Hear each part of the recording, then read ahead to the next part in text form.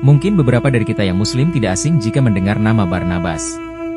Sedikit yang kita tahu, nama Barnabas selalu dikaitkan dengan pemeluk agama Nasrani.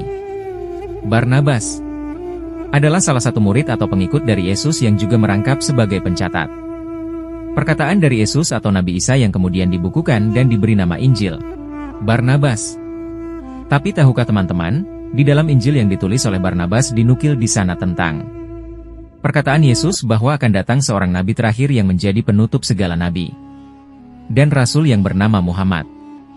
Dan inilah kisahnya, Barnabas lahir di sebuah negeri yang bernama Siprus. Beliau lahir dengan nama Yusuf. Barnabas adalah orang Yahudi yang berasal dari suku Lewi. Beliau dikenal orang-orang sebagai sosok yang jujur. Nama Barnabas yang disematkan kepadanya memiliki arti sang penghibur. Ada pula yang mengartikannya sebagai putra nabi. Karena kata Barnabas kemungkinan berasal dari bahasa Aram. Barnabas dikisahkan menulis sebuah Injil yang memuat perkataan Yesus yang bernama Injil Barnabas. Injil Barnabas adalah sebuah Injil pseudepigrafi non-kronik dan dikaitkan dengan awal munculnya kekristenan. Injil ini telah diterjemahkan ke dalam bermacam-macam bahasa, seperti bahasa Italia, Spanyol, Inggris, dan Arab. Sebagaimana yang telah diketahui bahwa Barnabas adalah seorang tokoh yang paling berpengaruh di antara murid-murid Yesus dalam penyebaran Injil di abad-abad pertama. Barnabas adalah imam bagi kekristenan saat Paulus dilempari batu pada saat penginjilan oleh orang Yunani penyembah dewa Zeus. Namun, orang-orang Yunani itu tidak berani melempar batu kepada Barnabas dikarenakan wajah dan sikapnya yang tampak begitu bijaksana. Barnabas dikisahkan adalah tokoh yang berkelana bersama Paulus.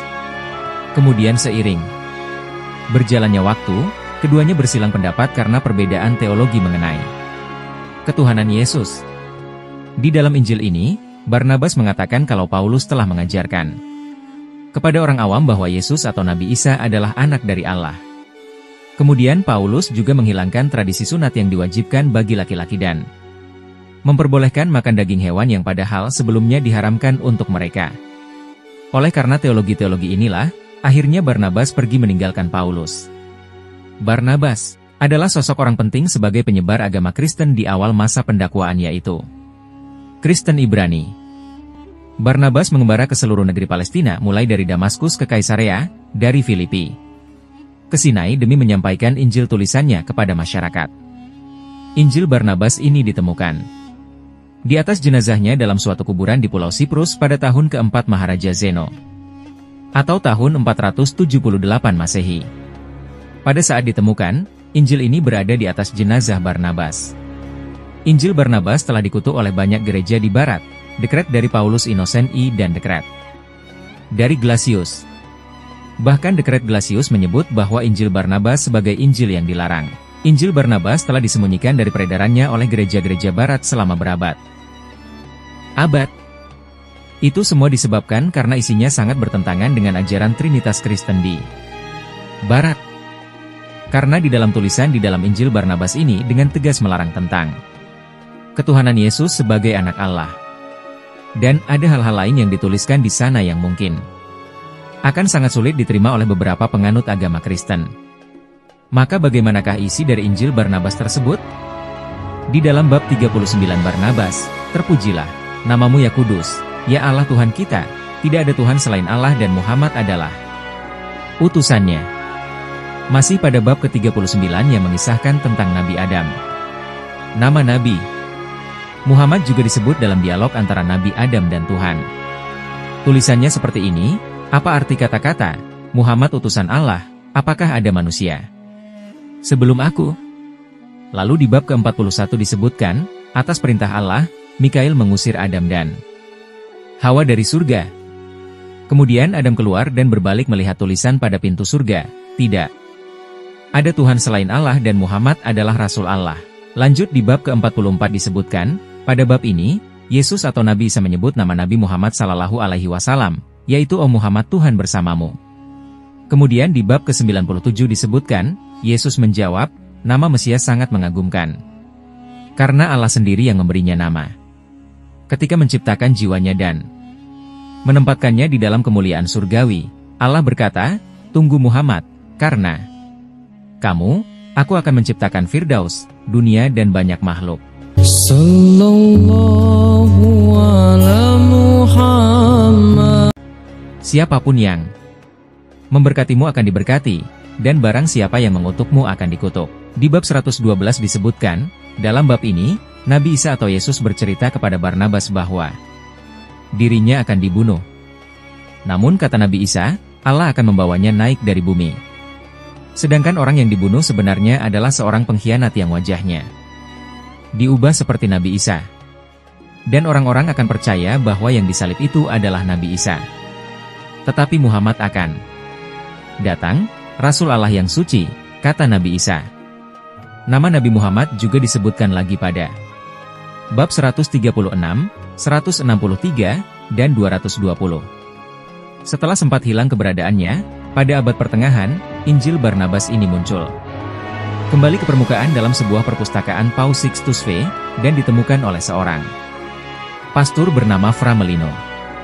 Injil Barnabas telah dipakai di gereja-gereja kekristianan awal sampai ke masa dekrit Gelasius.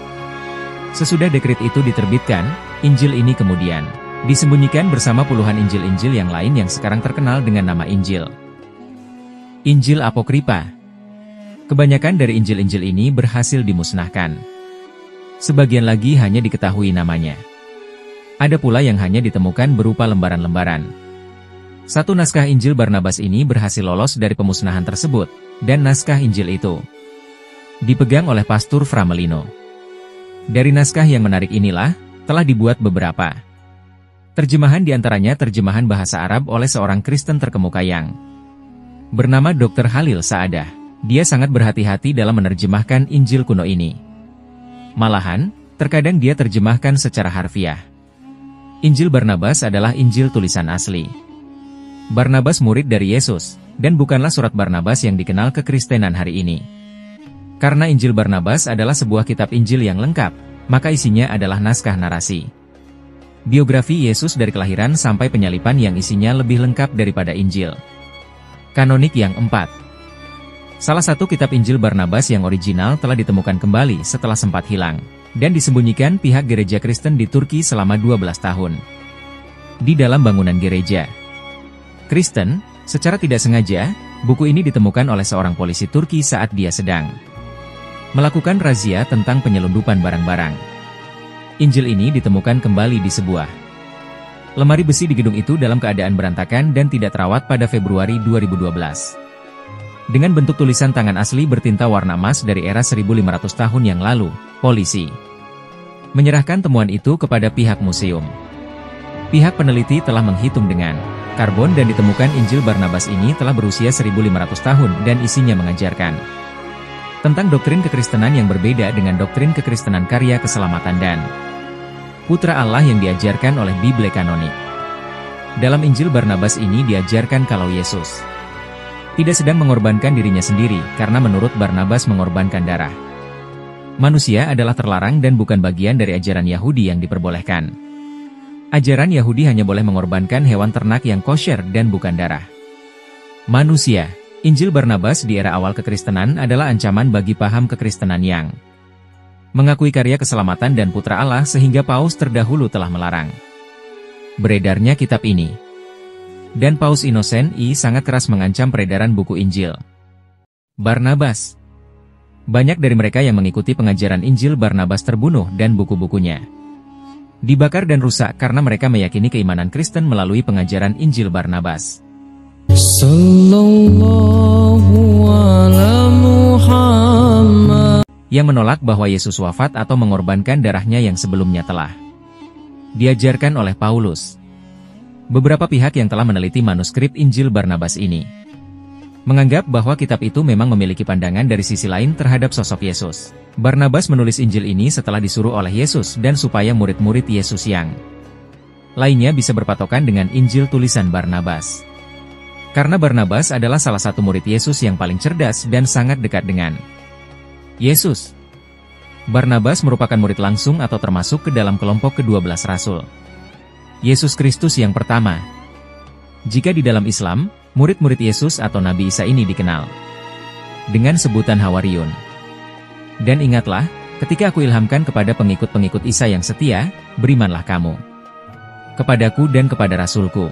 Mereka menjawab, kami telah beriman dan saksikanlah wahai Rasul bahwa sesungguhnya kami adalah orang-orang yang patuh kepada seruanmu.